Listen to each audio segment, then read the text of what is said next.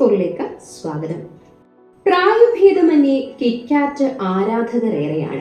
ഓരോ രാജ്യത്തും കിറ്റ്കാറ്റ് ആദ്യമായി എത്തിയപ്പോൾ ഇരുകൈയും നീട്ടിയാണ് എല്ലാവരും അത് സ്വീകരിച്ചത്. എന്നാൽ ഇപ്പോൾ ഏറ്റവും കൂടുതൽ കിറ്റ്കാറ്റ് വിൽക്കുന്ന രാജ്യങ്ങളിൽ ഒന്നായി ജപ്പാനിൽ ആദ്യം അങ്ങനെ ആയിരുന്നില്ല. 1973 ജപ്പാനിൽ ആദ്യമായി കിറ്റ്കാറ്റ് അവതരിപ്പിക്കപ്പെട്ടത്. എന്നാൽ അമിത മധുരമായതിനാൽ അന്ന് ജപ്പാൻകാർ അത് നിരസിച്ചു. എന്നാൽ ഇന്ന് ജപ്പാനിൽ ഏറ്റവും കൂടുതൽ വിറ്റഴിക്കപ്പെടുന്ന ഒന്നായി കിറ്റ്കാറ്റ് മാറി. അതിനു പിന്നിലൊരു കഥയുമുണ്ട്. അതെന്താണെന്നല്ലേ? 1973 ബ്രിട്ടീഷ് ചോക്ലേറ്റ് ബാറായ കിറ്റ്കാറ്റ് ജപ്പാനിലെത്തിയത്. എന്നാൽ അത് ആരും വലിയ കാര്യമാക്കിയില്ല. ജാപ്പനീസിന്റെ ഇഷ്ടത്തിന് വിപരീതമായ രുചിയായിരുന്നു അതിന്. എന്നാൽ 2000കളുടെ തുടക്കത്തിൽ ജപ്പാനിലെ വിദ്യാർത്ഥികൾ കിറ്റ്കാറ്റുകൾ വാങ്ങിക്കൂട്ടാൻ തുടങ്ങി.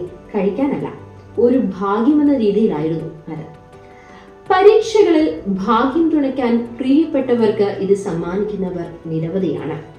കിറ്റ്കാറ്റ് എന്ന വാക്ക് ജാപ്പനീസ് ഭാഷയിൽ കിറ്റേക്കറ്റ്സുവിനോട് ഏതാണ്ട് സമാനമാണ്.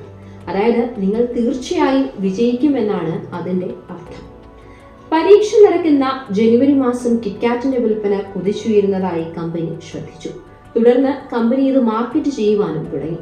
കൂടാതെ മാതാപിതാക്കൾ പുതുവർഷത്തിലും പരീക്ഷാകാലങ്ങളിലും വിദ്യാർത്ഥികൾക്കായി നൽകുന്ന സമ്മാനങ്ങളിൽ കിറ്റ്കാറ്റ് കൂടി ഉൾപ്പെടുത്തുന്നതും കമ്പനിയുടെ ശ്രദ്ധയിൽപ്പെട്ടു. ജപ്പാൻകാർ കിറ്റ്കാറ്റിനെ ഏറ്റെടുത്തു കഴിഞ്ഞുവെന്ന് മനസ്സിലാക്കിയതോടുകൂടി അവരെ കൂടുതൽ പ്രീതിപ്പെടുത്തുവാൻ പലതരത്തിലുള്ള രുചികളിൽ കിറ്റ്കാറ്റ് ചോക്ലേറ്റുകൾ മാർക്കറ്റിൽ എത്തി തുടങ്ങി. ഹൊക്കൈഡോയിൽ നിന്നുള്ള സ്ട്രോബെറി, ഷിസുവോക്കയിൽ നിന്നുള്ള വാസബി, ക്യുഷുവിൽ നിന്നുള്ള പർപ്പിൾ മധുരക്കിഴങ്ങ്. ലോകത്ത് മറ്റൊരിടത്തും കാണാത്ത തരത്തിൽ കിറ്റ്കാറ്റുകൾ ജപ്പാനിൽ അവതരിപ്പിക്കപ്പെട്ടു.